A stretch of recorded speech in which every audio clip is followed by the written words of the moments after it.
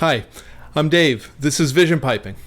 On today's episode, I'm going to describe this weekend's bagpiping gig where I played for a golf tournament while going blind.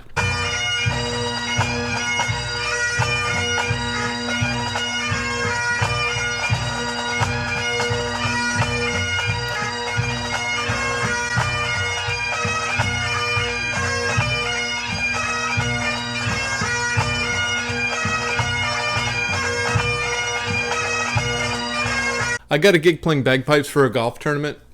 Golf was invented by the Scots, so it's pretty traditional to have a bagpiper at a tournament to play some tunes. It's a good opportunity for me to get out. It was a beautiful day, as well as make money for the Blinded Veterans Association. All profits from the gig went to them. I get asked quite often about my vision and level of blindness and how it affects bagpiping performance. Like at the golf course, for example, I like that hashtag. It's hashtag I don't look blind, because everybody has these different levels of vision loss. In fact, many times that's what people say exactly. You don't look blind. Many always have had that perception of Ralphie from the Christmas Story, you know, where he ate too much soap and he was blind. He had the cane and the black jacket and all that right here. It was? Yes. Soap poisoning. Even my grandfather, who had the same disease that I do, retinitis pigmentosa, when I was growing up, I just assumed everybody was the exact same blind that he was. He was in his 70s and 80s when I knew him, and he could just barely see any light. So if you put your hand across his face, he could see the shadow of it, but that was about it. But it turns out his journey was really pretty much the same as mine is going right now. He didn't start out completely blind. With retinitis pigmentosa, the way it goes is that you may have the watch, but the disease has the time. It'll just chew away at your sight as each day passes. And everybody's journey with that is different. As a matter of fact, here's two pictures that I put into the editing. This one is what the normal vision is, and this is the same people golfing there. This is how I see it. This photo is pretty close to what I see. I got this effect from an app called AIRA.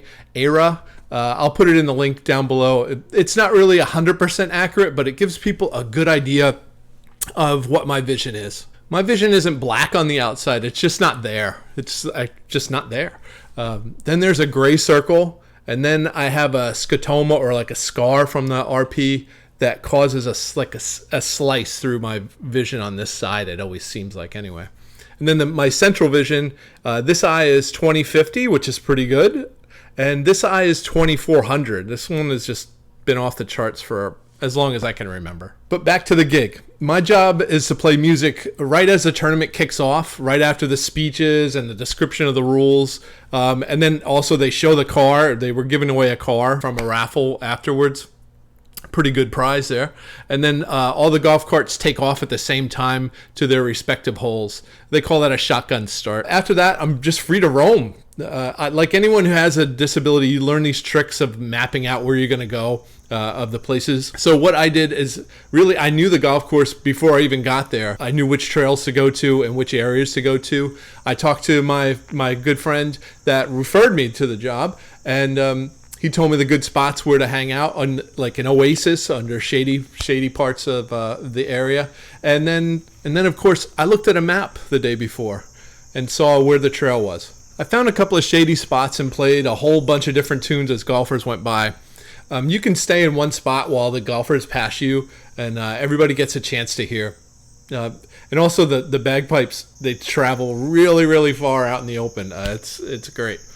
You'd be surprised how little vision you really need to do this. I've really over time gotten away with marching in pipe bands, which are great fun and camaraderie. It's a little too much. I mean, you have to concentrate. You have to play your instrument right, either bagpipes or drums, and you have to stay in step with the whole band. You have to be in line with the guy in front of you. You have to be in line with the people beside you. And honestly, it's just, for me, it's too much information right now in my life. So that's kind of a thing of the past. But gigs like the doing the golf course and busking, which is my main object, is pretty manageable. On the golf course, It's really a fine place to just take a walk and play some pipes. All I have to do is stay on the cart path. I can look directly at the ground when I have to, but also you can feel the cart paths are usually just asphalt, and you can just feel under your feet whether you're getting off it. It kind of curves at the end, and you feel the grass, so you can just get yourself back on the cart path if you can't see that well.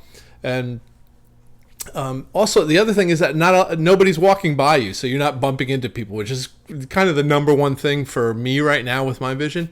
And you can also hear the carts coming from a mile away if you're listening. And speaking about vision, people ask me about a white cane. As far as using the white cane goes, currently the only time I ever use the white cane is if I'm going to go in an area that it's going to be crowded with people, and I really just want to use it to warn people, hey, I'm going to bump into you, most likely, so look out.